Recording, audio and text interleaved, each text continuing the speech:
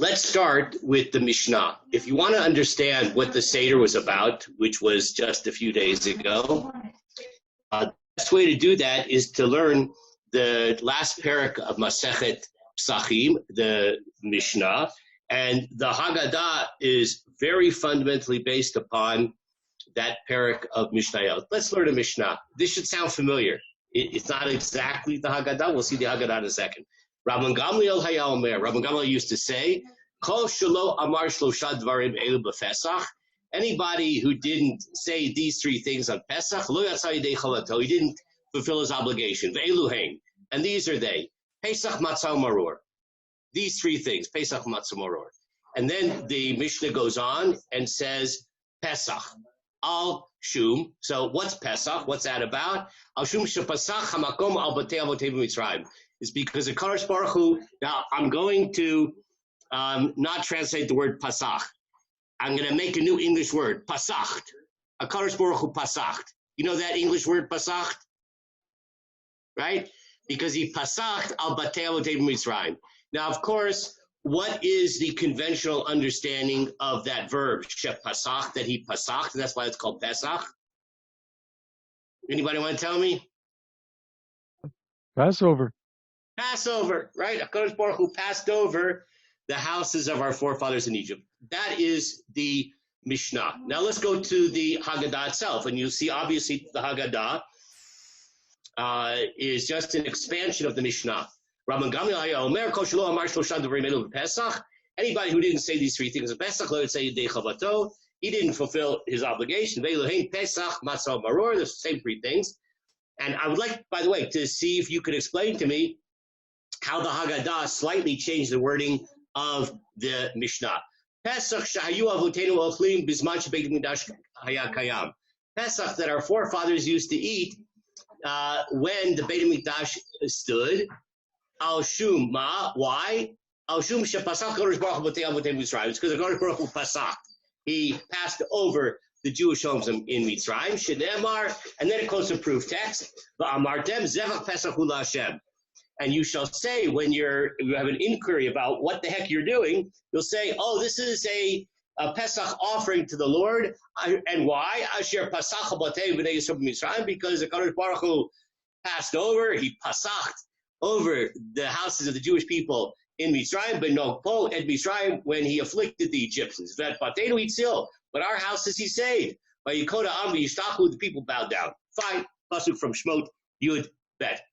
You notice the slight difference between the Mishnah and the Haggadah. First of all, which one's longer? Obviously, Haggadah. Haggadah's longer.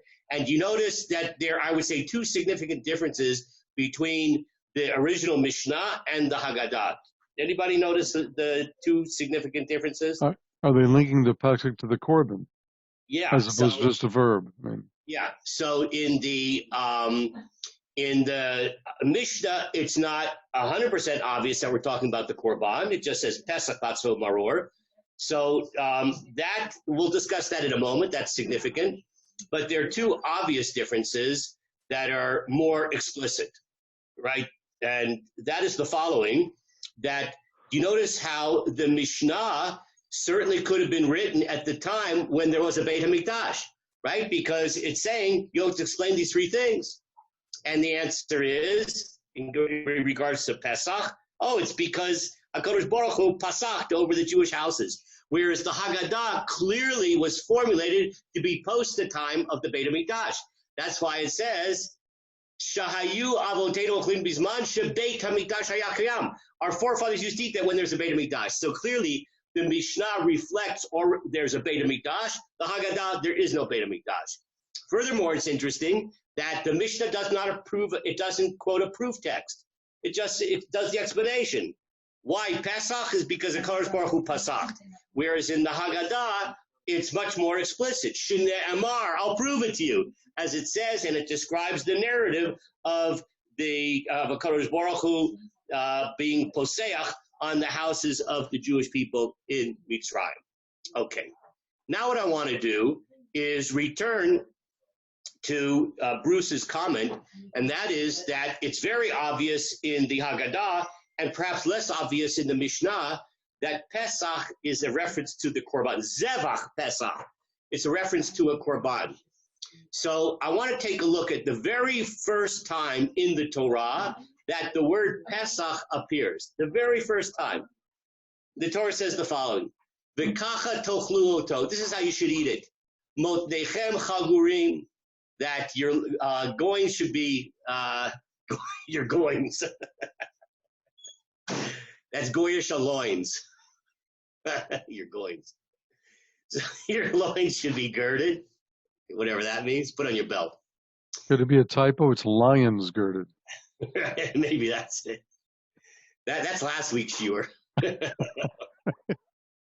Okay, na'alechem beraglechem. You have your shoes on. Umakelchem biyadchem. You have your walking stick. Va'achaltem oto. You'll eat it. B'chipazon. Quickly. Pesach hu la'Hashem. It's a Pesach to the Lord. So this doesn't mean, when it says Pesach hu la'Hashem, that it's the holiday of Passover, right? It means that the Korban that we're talking about is the Pesach. It's called Pesach. Okay, now, this is something that you may know, but a lot of people don't realize. Never, ever, ever in the Torah is the holiday of Pesach called Pesach. The word Pesach means only one thing in the entire Torah, and that is the name of the Korban, the Paschal Lamb. It never, ever is the name of the holiday. There is a name of this holiday, which is used in the Torah, but it ain't Pesach. It's Chag HaMatzot. But it is not Pesach. So this is the very first time the word Pesach is used, and it's emblematic of how it's used throughout the entire Torah. It means a name of a korban, name of an offering. It's called Pesach. And so when the Mishnah is asking, well, what is this Pesach offering? What's its significance? And even what's its name? So it's called Pesach because the Kodesh Baruch Hu was Poseach. He passed over, he pasach, okay? Now let's take a look at the very next time in the Torah, 1 and 2. The first time we saw the word Pesach appears. The very next time, not the word Pesach, but the verb. So we talked before, there's a verb that pasacht, right? HaKadosh Baruch Hu pasach. So the next time that root appears in the Torah, it's used as a verb, not as a noun. And the Torah says, V'haya hadam lachem la'ot ala batim, that the blood, right, will be for you on the houses, asher atem sham, that you'll be there. V'ra'iti et adam, and I will see the blood, ufasachti, and I will poseach, right, aleichem, over you. V'lo yeh v'chem neged, and you won't have this plague, l'mashchit, as destroying, b'hakuti be'eretz Mitzrayim, when I smite the land of Egypt. Okay, so the first time it appears in the Torah, it's a noun, referring to the Korban. Second time appears, it's a verb, which is a reference to a Kodesh Baruch Hu. It says here in the English here, skipping over you. Ufasachti aleichem. And hence we call this holiday Passover, even though really the holiday is Chag HaMatzot according to the Torah. If we have time later on, I don't want to do it right now, but the Kedushat Levi has a very beautiful explanation. Why is it that a Kodesh Baruch Hu calls this holiday Chag HaMatzot, but we call it Pesach, which is a little bit strange. Kodesh Baruch Hu gave it a name, and we choose to name it something else. So maybe if we have time at the end, we'll return to that issue. But now what I want to do is try to understand why we call the holiday Passover. Not so much why do we call it Pesach. We call it Pesach because the korban is called Pesach. Philosophically, maybe we'll discuss that later. But I want to understand why we call it an English Passover. So you might say, what kind of dumb question is that? It's called Passover because that's the English translation of the word Pesach, which means to pass over. So there's something to that. There's a lot to that. As a matter of fact, let's take a look at Rashi. So this is Rashi on the very first time the word Pesach appears, which is a reference to the Korban. Rashi says, Pesachu la'Hashem. It's a Pesach to the Lord. So first of all, Rashi clarifies, HaKorban karui Pesach. The Korban is called Pesach. Right? We're not talking about the holiday, we're talking about the Korban. It's called Pesach. Why? Al Shem Hadilug, because of Dilug. Does anybody know what that Hebrew word means? Lidaleg? To skip. To skip, right? To pass over, to skip. Rashi says it's called Pesach because it has to do with skipping. V'hapsicha. So Rashi then does a little tricky thing. He's explaining what the word Pesach means by translating it into another Hebrew word, Dilug. And then he repeats the root of the word in question, Pesach, and he says that's a synonym with Dilug. So it's called Pesach because of Hadilug v'hapsicha, because of the jumping and the skipping. Okay?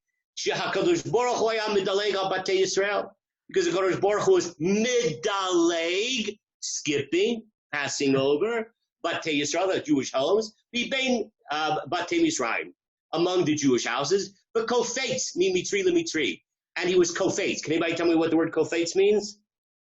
Jump. Jumping. And he was jumping from Egyptian to Egyptian. Yisrael emtzayin nimlad. And the Jewish people that are in the middle, they escape.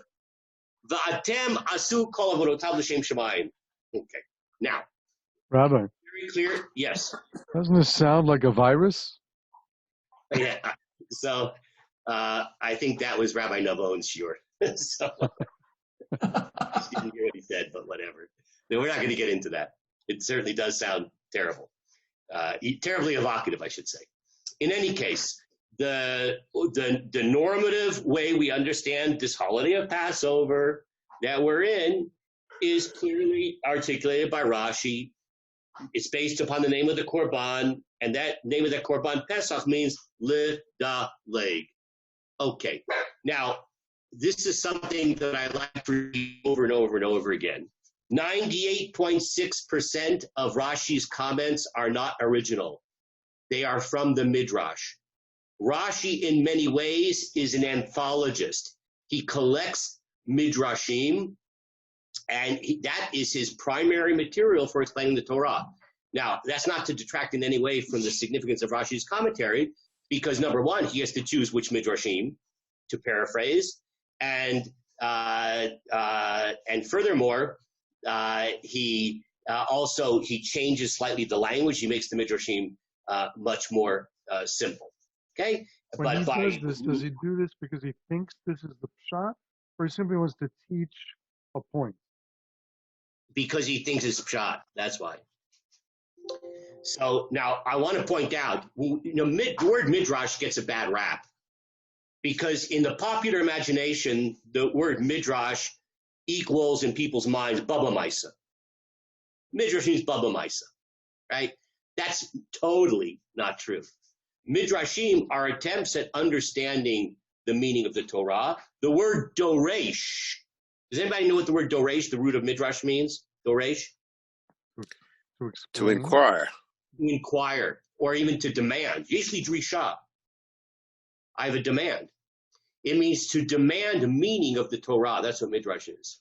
Now, some midrashim seem to be more pshat-oriented, more the simple meaning. Some midrashim are more distant from pshat.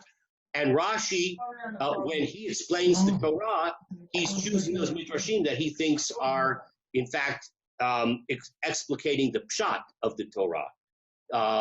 And the significance of this is that by learning Rashi with the Chumash, we're able to understand the written Torah through the lenses of the oral Torah. That's the great significance of Rashi. And that's to protect us from understanding the Torah through other lenses. And there have been plenty of other ways of understanding the Torah which are not normative to Judaism. Someone was going to say something. We've had other shiurim where they explain Rashi as saying he's really teaching his target audience in his day and time. And therefore, of all the midrashim, he picks ones that really speak to them to give them chizuk in their environment, as opposed to the pshat. I never heard such a thing. It doesn't make any sense to me. With all due respect to who said it, it doesn't resonate with me. Okay. So what I want to do now is take a look at Rashi's source. So Rashi's source is in a famous collection of Midrash. on the book of Shmot, the Mechilta, and look at this midrash. Ufasachti aleichem, right? This is the passage in the Torah that says that I'm going to skip over, right? The blood will be on the doorpost. Ufasachti, I'm going to be poseach. I'm going to skip over the Jewish homes. Rabbi Yoshia Omer, al tikre ufasachti. Don't read it. Pasachti is typical midrashic technique. Ella, but read it as if it says upasati. So a little bit of play on words. By the way, what's the most famous example of this kind of play on words? Don't read it this way, but read it that way. We say it in the Siddur. Al tikrei bonoich ela bonoich. Perfect. You win, Matz. You get the afikomen. Okay. So, right. So this is a very typical midrashic technique. And here it's saying, don't read it pasachti, but pasati. I want to point out from a linguistic point of view, this is not just a crazy midrashic technique, but the letter which is being changed is just one letter. The chet in the word pasachti is being changed to an ayin in the word pasati. Chet and ayin are both guttural letters.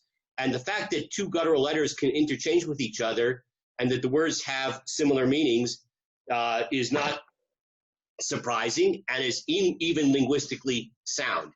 Anybody who's learned, for instance, Rav Hirsch on the Torah, Rav Hirsch does this all the time, where he'll take two seemingly unrelated words and show you by examining the root letters and how certain letters can interchange, especially if they're produced in the same place in the mouth, like guttural letters, chet and ayin, that the two words which seem to be not related are in fact related. So don't read it as pasati, but read it as pasati. By the way, it doesn't really mean don't read it pasati, but read it pasati, even though that's what the words say. It means that understand the word pasati as if it was pasati, that's the real meaning of the word pasati. Now, well, how does this help us? So the first thing we have to know is, what does the word pasati mean? Does anybody know the Hebrew word posea? Yes, to step out. To step out. It means to take like long strides, right? Like on Shabbat, you're not supposed to take psia gasa. You shouldn't walk too fast on Shabbat. Okay?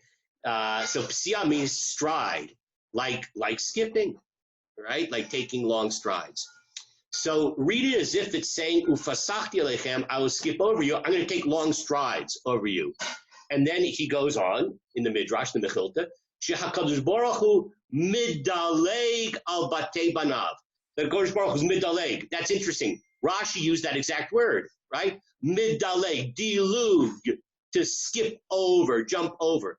That a Kadosh Baruch Hu is going to jump over. That's the meaning of pasachti, which is like pasati. Al batei banav b'Mitzrayim, over the house of the Jewish people in Egypt, as it says now, close from Shir Shirim, which is often understood midrashically as an allusion to the events of Pesach. Shneimar, kol dodi hinei zeba. The voice of my beloved is coming to kill the Egyptians and save the Jews. Midaleg al harim, and he is midaleg. He's jumping over. So the angel of death, or HaKadosh Baruch Hu, is jumping over the Jewish homes to save them and killing the Egyptians. So far, so good. It doesn't seem to imply much of a difference in meaning. I'm sorry, I didn't hear you. Jumping, skipping, passing over. It's all very similar. How does that change the overall message of the Pasuk? Not at all. What I'm showing you right now, thank you. That's exactly my point. That the way we normally understand this holiday, it's called Pesach. That's the way we colloquially refer to it. It's translated as Passover. Kadosh Baruch Hu, the Haggadah, Rambam Gamliel says to explain Pesach, Kadosh Baruch Hu passed over the Jewish homes. So I'm just pointing out, how do we get that idea? It's not just because your bubby told you. Where'd your bubby get it from? She got it from Rashi, right? Who got it from the Midrash. And it's all very sound and all very groovy. Okay? Now I want to show you, we'll do a little bit of critical investigation here. If I want to know what a word means in the Tanakh, so, and I don't have a computer in front of me, and I don't have a dictionary in front of me, what's a good way to figure out what that word means? The first time it appeared? Yeah, or how about look what it means elsewhere? So we'll do that for a second. We're going to take a look at that root, Pei Samech Chet, and see what it means elsewhere. One of the most famous, it does appear other places in Tanakh, one of the most famous occurrences is the famous incident of the contesting altars, where Elijah the prophet called on the prophets of Baal, the Jewish prophets of Baal, to a contest to prove who is the authentic God. Is it God or Baal? And you might remember the story. He says, you set up your altar, I set up an altar. Your altar is to Baal, my altar is to God. And whoever can make their altar spontaneously combust without the help of matches or flamethrowers, that will be a proof that their God is the true God. So it's a very humorous description of the story because they make their altar, the prophets of Baal, and they're calling upon their God to answer them and make their altar spontaneously combust. And they think maybe their God's not responding, maybe he's a little bit deaf. So if you take a look at towards the end of this verse here, so it says that these prophets of Baal set up the altar, and then they said, Habal anenu, O Baal, answer us, make our altar spontaneously combust. Unfortunately, the ain kol ve'eino net, no response. Vayifchaschu al hamizbeach asher asah, and they jumped over the altar that he had made. It's a difficult verse to understand exactly who's doing what there, but in any case, when it says you see the verb there, vayifaschu, that's our word, okay, samachet, and that means to skip over the altar, that they skipped over the altar that he had made. Okay, so that's a famous example of the use of that word. By the way, Eliyahu, when he does make his altar spontaneously combust, but first thing he does is pour water all over it, just to make it very more impressive. Okay? So we have here Rashi's approach. It means to skip over. It's based upon the Midrash and Mechilta, and it's firmly supported by other uses of the term Pei Samachet, as found in Tanakh, like in the story of Eliyahu. So far, so good. Now, how open-minded are you? Are you ready to have your entire world change? I assume that's a yes. Okay. So let's now look in the Aramaic translation of the Torah by my favorite Uncle Lewis. Okay, Targum Onkelos. So let's see what he says here. So this is Onkelos on the verse where it's the verb, Ufasachti aleichem, I will skip over you. So I just have a snippet here. Ve'echezeyat dima, I will see the blood. Aramaic, it's very close to Hebrew. Ve'echos aleichem, that is the Aramaic translation of Ufasachti aleichem, I will skip over you. So aleichon in Aramaic is aleichem. In Hebrew, no problem there. But ufasachti, he translates va'echos. Can anybody guess what that means in Aramaic? I will have mercy on you. I will have mercy. Okay. Just want to show you how right you are. Let's take a look at how that word is used in Hebrew. So you'll remember the story of Yonah. So at the end of the story of Yonah, he leaves Nineveh. He's very bummed out, had a bad hair day. He's in the wilderness. It's very hot. Miraculously, this big plant, kikayon, grows over his head, and he has this relief because of the shade of the kikayon.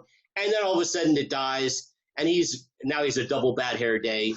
And HaKadosh Baruch Hu says to him, Vayomer Hashem, Ata chasta ala kikayon. You had a lot of mercy over that plant, and you didn't invest anything in making that plant. Why shouldn't I have mercy over the city of Nineveh, which I've created and has all these people and animals and blah, blah, blah. Okay? Ata chasta ala kikayon. You had mercy over the plant. Now, if that's an unfamiliar pasuk, how about something you say 3 times a day? How about the Shmona Esrei? Shma koleinu Hashem Elokeinu. Hus v'rachem aleinu v'kabel barach b'ratzon tzvetenu. Hear our voice, O Lord our God. Have mercy and be merciful upon us, and accept with mercy and with favor our prayers. Chus v'rachem aleinu. Chus. It means to have mercy. Well, now I am super confused because according to Targum Onkelos, Pesach doesn't mean to skip over. It means mercy. And when it says, Ufasachti aleichem, I will skip over you and kill just the Egyptians, it doesn't mean I skip over you. It means, according to Targum Onkelos, I will have mercy upon you. The word skip doesn't appear at all in any of the psukim. Fasachti doesn't mean that. It means to skip, it means to have mercy. Well, are they putting mention actual verb? Like, by skipping, God's showing mercy. Yeah, except for, I understand what you're saying, except for it's not what the word means. Right? The Torah doesn't say he skipped over. It says he had mercy upon them. Now, it happens to be, it means he didn't kill them. Didn't kill the Jews. But that's not what the word means. It means he had mercy upon them. Now, very interesting. So now, if you were the owner of Monashevitz, okay? I actually had a friend, Zvi Monashevitz, who was from the famous Monashevitz family.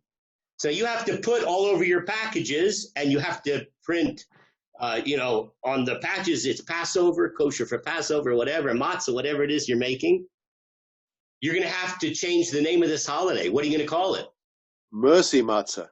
Mercy matzah? Exactly. This is not the holiday of Passover. It's the holiday of... The truth is, every time we eat a piece of matzah, we say, have mercy on us. Understood. Okay.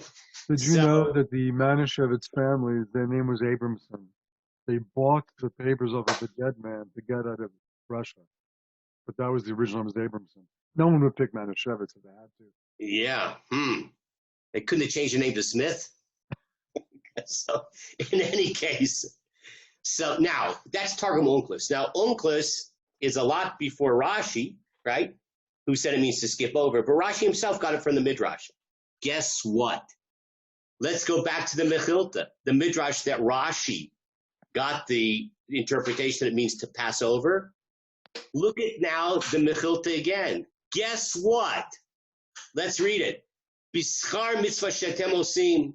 The Kodesh Baruch Hu says to the Jewish people, as a reward for the mitzvah you're about to do of the Korban Pesach, ani nigle v'chas aleichem. I will be revealed and chas aleichem, and have mercy upon you. Shneemar, as it says, ufasachti aleichem. I will fasachti on you. Ein psicha elachayis, and psicha doesn't mean anything other than mercy. Shneemar, and then he quotes a proof text from Yeshayahu. And the proof text is talking about Hashem guarding Jerusalem. And it says there, Shneemar, Ketzipurim, afot, like birds flying. Ken yagen Hashem tzvaot al Yerushalayim. So too will the Lord of hosts guard Jerusalem. Genon, protecting Jerusalem. Hitzil, saving Jerusalem. Pesach, having mercy on Jerusalem. V'himlit, and saving the Jewish people. So Rashi selectively quoted from the Midrash. Exactly. That's why I'm saying that we shouldn't take anything away from Rashi, the fact that Rashi is in many ways an anthology of Midrash, because Midrash itself has multiple opinions or multiple Midrashim. Rashi selectively chose one view in the Midrash, which understands Pesach is Passover, but Targum Onkelos, no slouch Targum Onkelos, understands it in accordance with the other opinion in the Mechilta, that it means the festival of mercy. Now, guess what? You'll be a little surprised. Remember Rashi translated as skipping over? That was Rashi's explanation on the very first time the word Pesach appeared, right? Where it says Pesach hu Hashem. It's a Pesach to the Lord. Remember, 2 verses later, the same root appears as a verb, ufasakti, I will skip over. When Rashi explains the name of the Korban, he says it means dilug. It's called the Korban Pesach because of skipping over, passing over. On the verb, let's look at Rashi on the verb, which is 2 psukim later. Ufasakti, I will poseach, whatever that means. V'chamalti, Rashi says. Can anybody tell me what the word chemla means? Lachmol? Well, it's like mercy. It's to have compassion. Yeah, it means mercy, compassion. That's amazing. Rashi on the verb is quoting what? He's quoting the other view in the Mechilta that says Pasachti means to have mercy. Vidomelo, and he quotes the verse from Yeshayahu. It's all from Mechilta. Upasach vimlit. So you might be shocked. Rashi, I don't understand what's going on here. You told me it means to pass over. Now you told me it means to have mercy, like Targum Onkelos and the other view in Mechilta. But read on. V'ani omer, but I say, kol psicha lashon dilu b'kitza, that every time that root appears, it really means to skip over. So what did Rashi do? He knew the other opinion of Targum Onkelos and the Mechilta, and he mentions it. Everybody forgets that he mentions it. But then he says, V'ani omer, but I say. So he's being very honest. He's showing that, in fact, it may mean mercy or compassion, but he accepts the other view in the Mechilta that says it's dilu, to jumping over. And then he goes on, so ufasachti, what does fasachti mean? Midale, to skip over. This is everybody remembers this part of Rashi, not where he recognizes that there's a very strong view, which means this is the holiday of compassion and mercy. Ufasachti lechem, haya, Mibate Yisrael, Levate Mitzrayim, he used to, he would jump over the Jewish houses and just attack the Egyptian houses. Shayu Shurim Zebetok Zed, they used to live together in the same neighborhood. V'chein Poschim Ashtei Hasipim. He quotes a proof text from the book of Kings, where it uses the word poseach, where it means clearly jumping. In Malachim, we find this verse. How long will you try to jump on both sides? It means to, pray to God and pray to Baal. You can't do both. He says also there are people that are called pischim. You know what a piseach is? Anybody know what a piseach is? It means someone who's crippled. For instance, the Torah says a piseach cannot be a kohen. If you have a person who is crippled, can't walk properly. Why are they called pischim?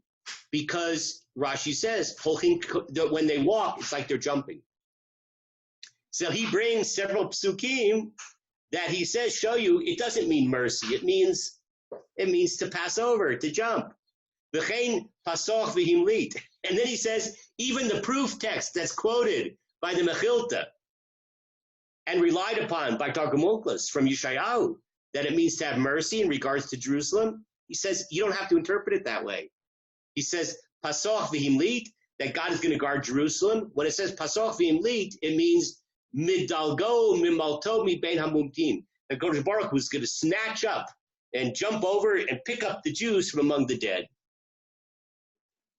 So he actually takes the very proof text that was quoted by the Mechilta to show you that it means to have mercy, and he says it could be also understood there as meaning to pass over. So far, so good. Okay. When we say chas v'shalom, what do we mean with that phrase? What do you mean with what? Chas v'shalom. Oh. Oh no, that's chas, not pas. That's the same thing. Well, no, right, in a way that's yes. Because we're asking God, have mercy and grant us shalom. I think. Okay. So let's just do a quick summary of what we've seen up till now.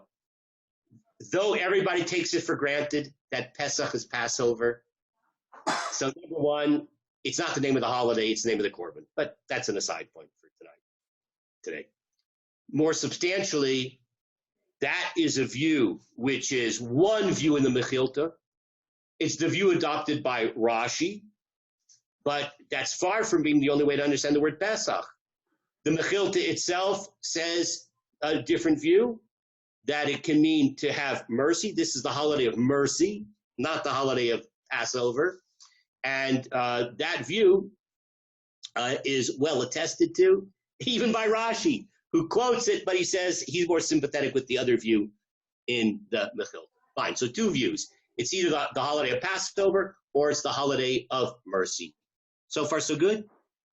Now, this is going to be a little bit subtle. I want to now show you another midrash from Psita Rabati. Let's read through it. And what's going to emerge is something really wonderful. It's a wonderful takeaway, and it's a message that I'd like you to share with your family and friends over the last remaining day of Pesach. So the Psita says the following. Kol dodi hine zeban medaleg al ha'arim b'kapes hagvot. It quotes from the verse Shir Shirim, which Rashi had quoted, of using the verse of the voice of my beloved is coming, skipping over the mountains, right? Jumping over the hills. That's a reference to the Pesach story. Okay? Mid-daleg, passing over, skipping over. But look what the Psita Rabati does. Rabbi Yudin, Rabbi Nachman, Rabbanan. Three views. Rabbi Yehuda Omer, what is a reference to HaKadosh Baruch Hu skipping over? Kol dodi, the voice of my beloved is skipping over. It's a reference to Moshe. Bisha shebav amar l'Yisrael. When Moshe came and said to the Jewish people, B'chodesh hazeh nigalim atem. During this month, you're going to be redeemed.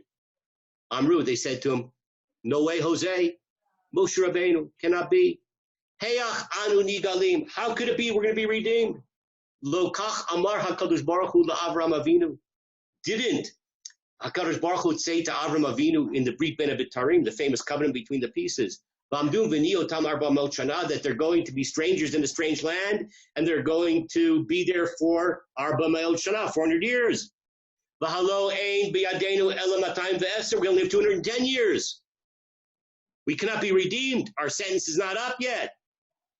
V'amar lehem, so Moshe said, Ho'il v'hu chafetz b'gulatchem, since HaKadosh Baruch Hu desires your redemption.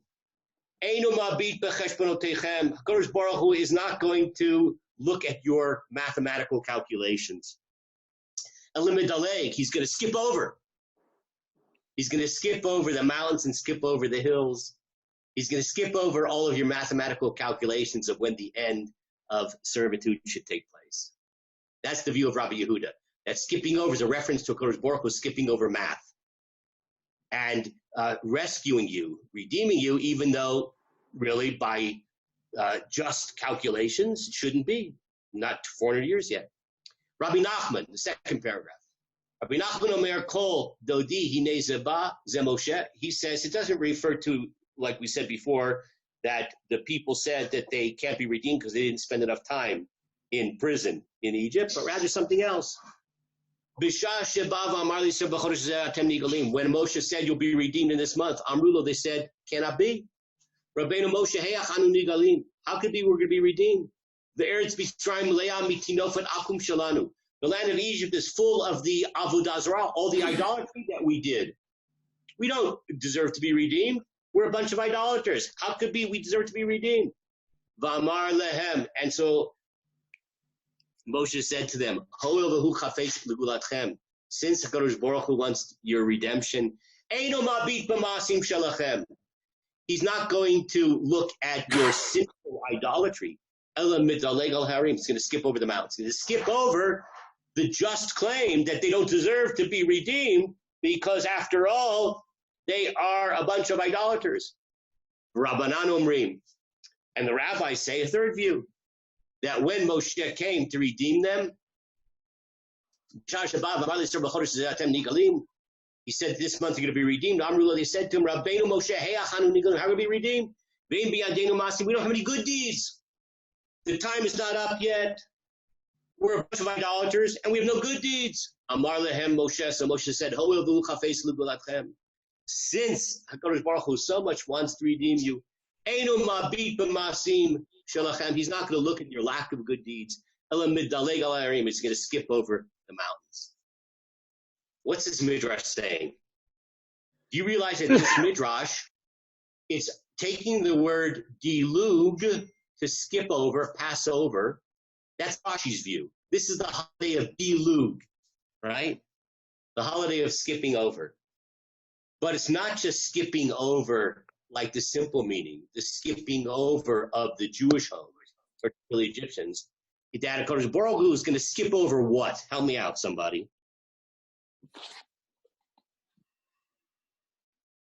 What's he skipping over according to this midrash? He's skipping over his cheshbon.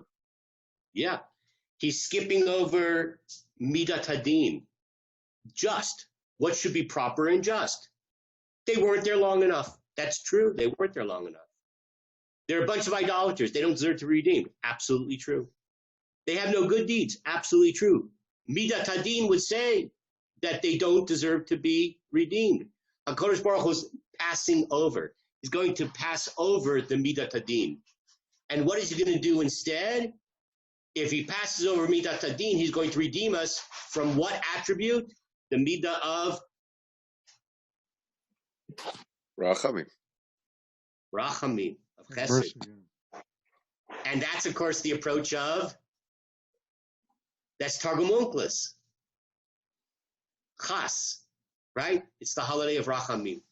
So this beautiful psikta is saying that the word Pesach has built within it both senses of skipping over and of mercy, because this is the holiday when a Kodesh Baruch Hu skips over his attribute of firm, strict justice in order to grab onto the attribute of mercy, of grace, of chesed, in order to redeem us even though we aren't deserving.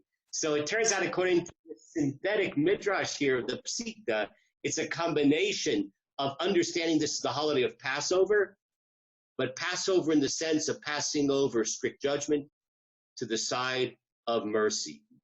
So according to this, the Pesach would be called the holiday of undeserved grace. Rabbi, if we're to take both the element of passing over the midat hadin, in order to grab onto the element of lachus, to have mercy. Yes.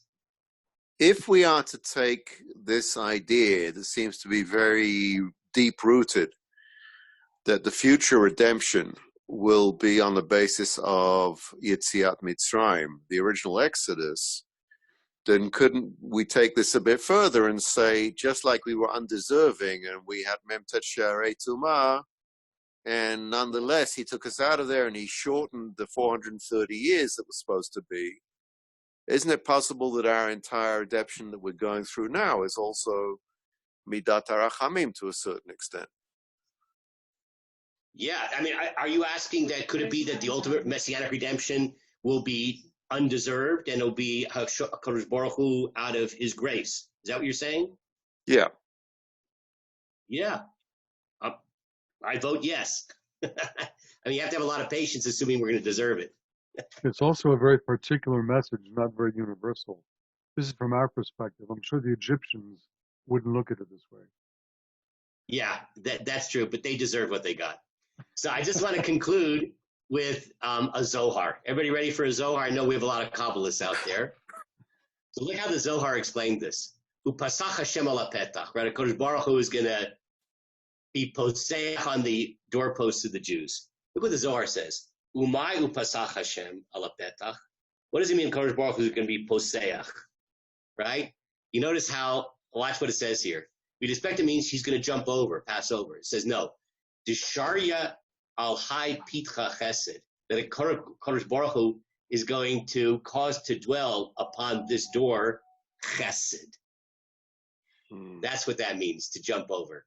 That Kadosh Baruch Hu is going to manifest his attribute of chesed on this doorway of the Jewish people. And with that, Sure. a very beautiful conclusion of the holiday of divine grace. Chag Very Sameach. nice. Chag Very Sameach, nice. excellent. Chag Sameach. Chag Sameach. Thank you, Rabbi. Chag Sameach. Okay. Bye-bye. That was very interesting, as usual. Okay, guys, have a great Pesach.